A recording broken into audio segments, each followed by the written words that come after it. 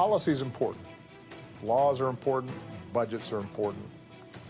But you know what's important also is what kind of values are you communicating? Bingo. This guy has generated a sense out there that people are waking up to, that he ran by deliberately dividing people from the moment he came down that escalator. And I think people are now going, I don't want my kid growing up that way.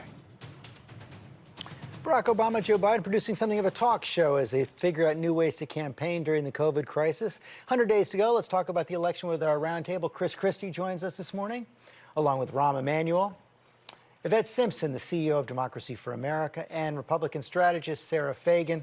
And Rahm, let me begin with you. We saw that series of moves by the president this week, canceling his convention in Jacksonville, bringing the coronavirus briefings back, promoting wearing a mask for the first time in months. You told the New York Times the president has been mugged by reality. What did you mean by that? Well, the fact is he's trying to spin himself out of a situation, and then he has not prepared America. He declared that's not, let me get back to this one point, all these flip-flops you talked about. His first flip-flop, he said he was going to be a wartime president, and he turned out to be anything but that. If this is how America prepares for war, we would be losing in or not only the battle, but the whole war. And I think in this situation, he got mugged by reality because he thought he could just spin it out. Keep the numbers low. Don't let the boats in. This will be blowing over by spring. And reality is he needed to nationalize our public health response rather than what he's doing, which is nationalizing our public safety response in cities. And he's got it exactly upside down. And so he is a reality TV star, and reality is encroaching every day on his presidency, and he cannot spin himself out of this problem. And America is waiting for his leadership, which is nowhere to be found. Chris Christie, the president actually made some moves this week that you've been advocating for some time. The question is it enough? Well, listen, you know, not for Rahm, obviously, because if he didn't do them, he'd be criticized for not doing them. And if he does do them, then it's called spin. Now, the fact of the matter is the president made good, smart moves this week, which I think will improve not only conditions in the country, most importantly, for dealing with the coronavirus, but also will improve his electoral chances. And when we were within 100 days of an election, George, both are on the table. I think the president had a good week this week and very little coverage of what he did on drug pricing through his executive orders. That's going to have a real impact for drug costs for people going forward, especially for seniors. But in the end, we're 100 days away from an election. Everything will be seen through the prism of that. And as Nate just talked about, coronavirus is going to be, if not the most important issue, one of two most important issues along with the economy. And so the president is addressing that. And I think he's going to need to continue to do that in the ways that we saw this week for the country to improve and for his chances to improve. Sarah Fagan, one of the things we also saw this week is, and I talked to Mark Meadows about the negotiations going on over the economic stimulus package and extending unemployment benefits. As the president's poll numbers dropped, you've seen a lot of Republican senators especially start to balk a little bit at what the president has been calling for, including he had to drop his plan for a payroll tax cut. Yeah, I think, look, the old adage that good policy is good politics, I think probably never rings more true than in this stimulus debate. The late Lee Atwater said, be for what's going to happen. There's going to be a stimulus package. Republicans should be for it. They should be for reasonable insurance. There's been talk about moving from $600 extra dollars to $200. Maybe it falls in between there. But the country's got to do something. COVID is still raging. People are still out of work. And Republican senators, I think, and the White House are going to have to champion a package. And Yvette, one of the things you're seeing, though, even in the face of all this, the president is out tweeting this morning about how he has higher enthusiasm among his base than Joe Biden has among his base. Of course, you work with progressives across the spectrum who took on Joe Biden during the primaries. Has he done enough to solve that problem?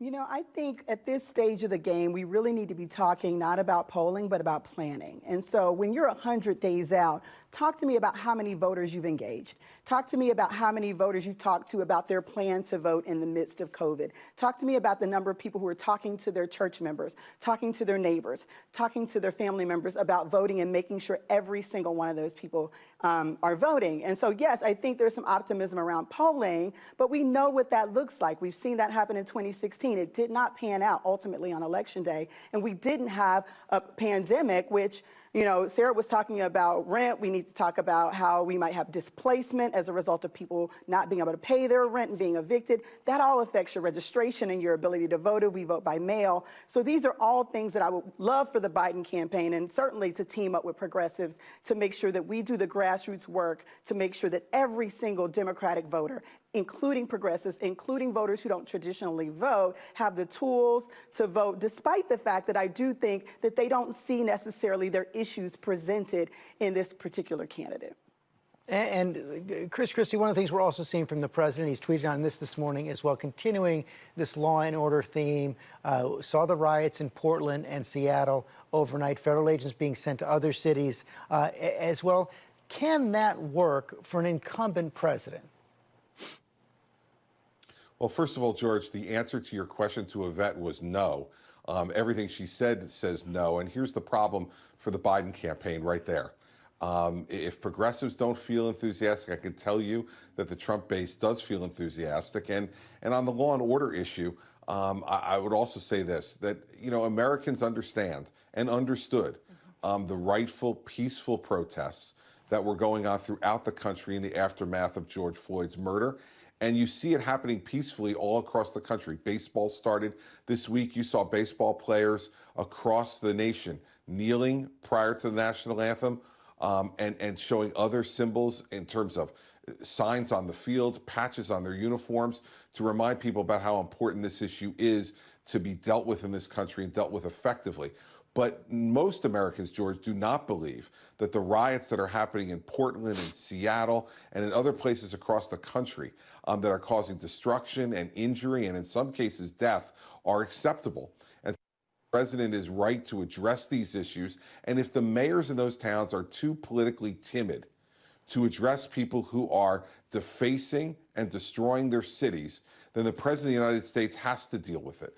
And so I do think it's an effective thing to do. I don't know whether it's going to make sense politically or not for him, George, but it's his responsibility as president if the mayors are willing to walk away from their own responsibility, not to support peaceful protests, but to stop violent riots.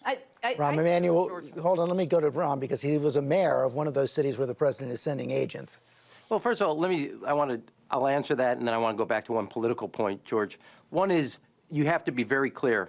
The police and the superintendent of that police department are in charge because the federal operation undermines community policing. If they're in coordination with the local police department and the police department's in charge, that's one aspect of how to deal with crime or, in the situation of Portland, Seattle, destruction of federal property. Second is, I think it's a bit ironic for the administration on 2 points. One is they're holding back burn grants for police departments across the United States for the last 3 years, and now to say all of a sudden they're for public safety and for law and order is a bit ironic. Second is, I don't understand the Republicans. Somehow wearing a mask is an infringement on your personal liberties and freedoms, but sending in paramilitary troops uphold American values. That will never work. Calling them paramilitary. Wait, hold on. For the other thing on politics, we have two very big points here, George.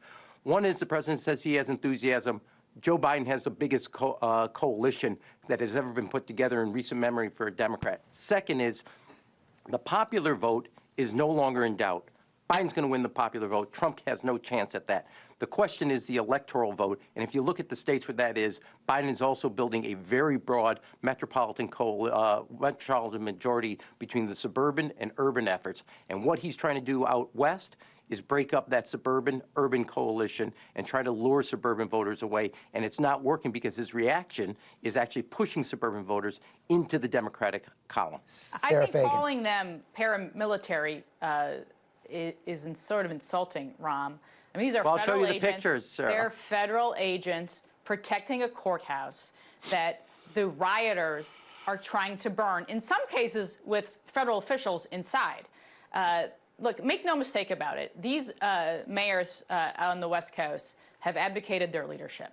I don't think the federal government has any choice but to go protect federal property. I do agree, though, that the election is going to hinge on COVID. So while the president is doing his rightful responsibility and the country supports him in this, it is very, very important for the Trump campaign to focus on the things that the president and the administration have done well relative to COVID. And if you go back to March, when he instituted the Protection Act, and General Motors is producing ventilators, and the country has come together in public-private ways to produce face masks, we aren't having conversations right now. While yes, cases are going up, we are not having conversations right now about no ventilators, about no face masks, about no PPE for the most part. In a relatively short period of time, in a global pandemic, this country has marshaled a very good response. We need better testing, but we have enough testing. We need faster testing. And so those are the things I think the Trump administration should be talking about, because that is where Americans are going to be placing their votes based on everything we know today. Yvette, should the Trump White House George, be talking about their success in COVID? Go ahead. George, I just wanted to jump in on the conversation about Portland. And I do agree with Ram about the way we characterize these individuals who are unidentified largely, coming in from the outside. Portland looks like a war zone. It looks like an autocracy. It looks like a regime that is not a democracy right now. It looks authoritarian. And the idea that you're trying to protect structures by destroying bodies of people who are protesting. You have moms on the front line. People are showing up with bruises. This is America. And so for the president to pretend like he actually cares about people, he's just started wearing a mask this week, and he wants a round of applause. If you care about the lives of people, you should be protecting lives, and you should have been wearing a mask months and months ago. And I do want to echo what both the governor and Ram said about resources that have been cut from cities for public safety. So to now say that he cares about public safety and is trying to bring in external forces, which is what we don't need. We don't need people who don't know the community, policing the community, people who believe that they should attack first and ask questions later, policing in communities with the unrest that we've already seen and the way that police are engaging with the community. I think it's a fool's errand to believe that this is not about public safety. This is about scaring people into believing that our country needs this kind of intervention. We do not. What we need is to focus on people and not to have outside paramilitary forces in our streets throwing live grenades and other things at American people. Sarah. Here's the deal. Here's the deal. Please, George, please, can we? Let Sarah finish and then George. This is okay. Okay. Here's the deal. It looks like a war zone because at 1:30 in the morning, 2,000 people are throwing, in cases, bottles and Molotov cocktails. There's no reason people need to be at a courthouse past midnight. It is violent. And those people are the very paramilitary forces that you're protecting, Sarah. The people who are causing all the violence are the people who are supposed to be protecting people. That's not the protesters. There are moms locked arm in arm who are coming back with bruises. We need to separate the two things. One, there are people using this demonstration to create destruction. That can be dealt both at a local level with federal support to the local level, not assuming it's that not being dealt with at a local level, Ron. Wait a second, Chris, hold on. It's not being dealt with. You do have a public safety concern, and that's why community policing across cities and states, even when you did Camden, community policing is the core concept. A federal government agency has to be behind supporting local government rather than assuming the control. If they do, every premise of sustained trust between police and community gets destroyed. Second is, there is a hypocrisy. The President of the United States, it's what he's trying to do, is entice those elements, small elements, to become the face of legitimate protest. And what's happening is a split screen. You have people talking about public safety, about legitimacy, and then you have what is a very good friend, John Lewis, who was the conscience of the Congress. He is leaving now our lives, who woke America up to its moral responsibility. And then the response, as people are actually exercising their First Amendment, is to use paramilitary forces to crush them.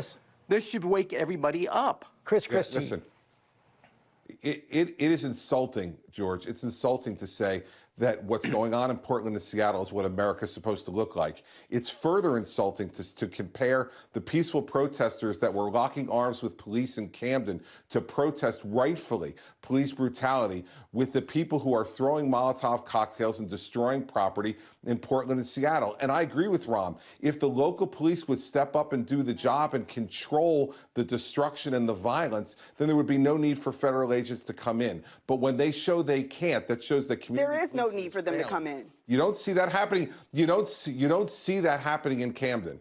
You don't see that happening in Camden, New Jersey, as we sit here today, which is a model of community policing. And you do see it happening in Portland, so we need to help to stop the destruction and the violence in those places. Hi, everyone. George Stephanopoulos here. Thanks for checking out the ABC News YouTube channel. If you'd like to get more videos, show highlights, and watch live event coverage, click on the right over here to subscribe to our channel. And don't forget to download the ABC News app for breaking news alerts. Thanks for watching.